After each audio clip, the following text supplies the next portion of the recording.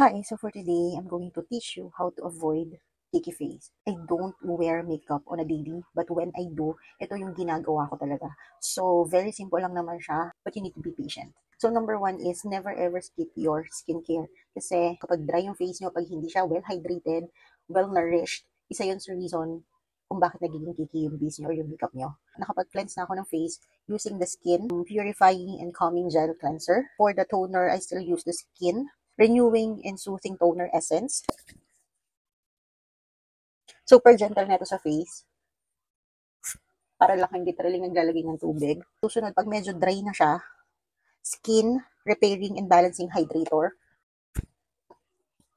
I like using this three kasi lightweight siya sa mukha. So, kung meron kayong problem with acne, nagpipimples kayo, and oily din yung skin nyo, ito talaga marirecommend ko sa inyo 1,000,000% kasi ito yung nakatanggal ng problem ko sa face, problem ko sa skin.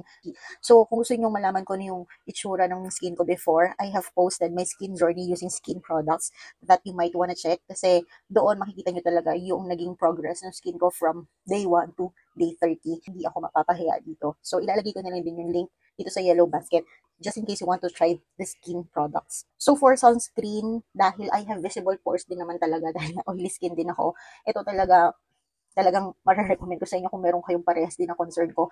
This is the Easen 3 Onion Fresh Light Sunstick with SPF 50 PA++++. Broad spectrum siya, UVA, can protect your skin from UVA and UVB. So ito siya, ito talagang paubos na nga to. Pinadala to sa akin ng Easen 3 and super, and talagang chef kiss para sa akin to. Simple lang na itong gamitin and pwede nyo siyang dalhin anywhere kasi hindi siya messy gamitin. So, ganyan nyo lang siya i-apply sa balat. Slide nyo lang siya talaga. Maganda to para sa may mga visible pores. Tapos, biniblend ko na lang. So, ayan na yung aking skin prep. Hintayin ko lang yan na mag-sink in, ma-absorb ng bullet ko, and then I'll proceed na doon sa makeup. Nag-umpisa ako palagi sa baby powder. So, ito yung favorite ko talaga ever since I think pag 5 o pang-6 ko na yata ito. So, ang gagawin nyo is kumuha lang kayo ng konti. As in, konting-konti lang. Kasi para ma-mattify lang yung face natin. And then, dust it off all over your face. And then, nagpa-primer na ako. So, ang ginagamit ko recently is the Dazzle Me Makeup Primer. Ito yung itsura niya. Kita niyo naman, gamit na siya talaga. Mura lang to. So, if you want to try this, lilink ko na lang din in the yellow basket. So, mag-focus tayo dito. Kasi dito ako maraming pores.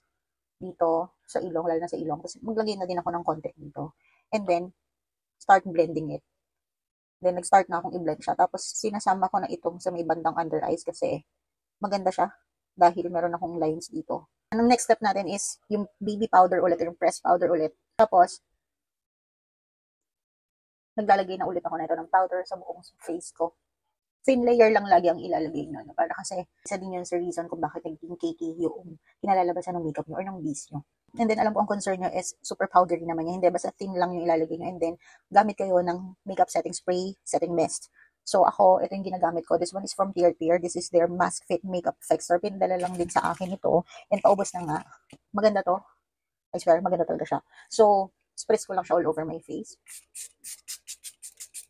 And then, I let it dry. Let's proceed na doon sa ating base. So, today, ang gagamitin ko is the Missha Perfect Cover BB Cream.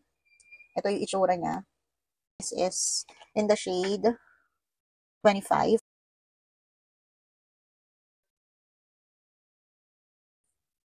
Tapos, gamit ako ng puff na ganito para makuha niya yung exist product. At mablend niya ng maayos yung BB cream. Dry nga pala to if you are curious. So, ito na itsura ng aking base after i-blend using a sponge. Then, dahil nga oily skin ako, mag-apply pa ako ng isang layer ng powder. Pero again, thin lang. Then, proceed na kayo sa pinaka-last step. Again, makeup setting spray.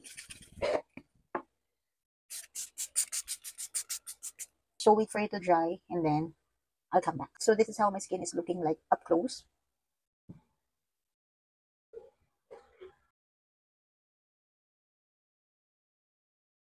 Hindi siya kiki, right? So, I'm going to finish my entire makeup and then I'll come back. So, I did my makeup off cam and ito na yung itsura ng aking skin. See, hindi siya kiki. Skin-like pa rin yung itsura niya. So, kung struggle nyo yung pagkikik ng face, i-follow nyo lang yung mga steps na shinare ko sa inyo and I assure you, hindi nyo na siya magiging problem moving forward. So, yeah. Thank you so much for being here. Thank you so much for watching me, and I hope to see you on my next video. Bye-bye.